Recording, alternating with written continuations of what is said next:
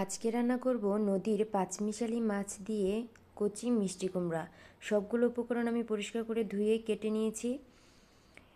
কড়াইয়ে তেল গরম করে তাতে পেঁয়াজ কুচি, মরিচ কুচি 3 থেকে 4 মিনিট ভেজে নিলাম। এরপর দিয়ে দিলাম 1 চা চামচ হলুদ গুঁড়ো, 1 চা চামচ মরিচ গুঁড়ো, স্বাদ মতো লবণ, আর দিয়ে দেবো পরিষ্কার করে ধুয়ে রাখা ছোটো মাছ। এখানে আছে আইড়, বাইলা, গুলশা, আকলা। মাছগুলো দিয়ে মশলার সাথে খুব ভালোভাবে মিশিয়ে হালকা পানি অ্যাড করে কষিয়ে নেব।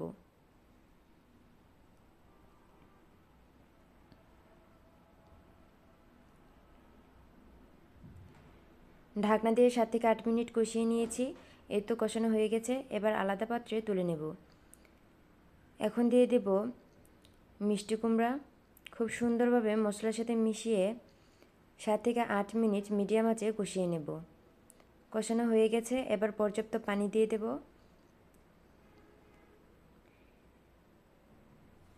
পানি দেওয়ার পরে যখন হালকা বলক উঠে আসবে সে পর্যায়ে মাছগুলো দিয়ে দেব।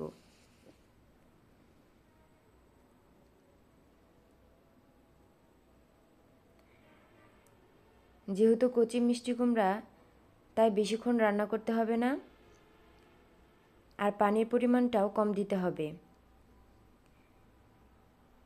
কুমড়াটা প্রায় গলে গিয়েছে।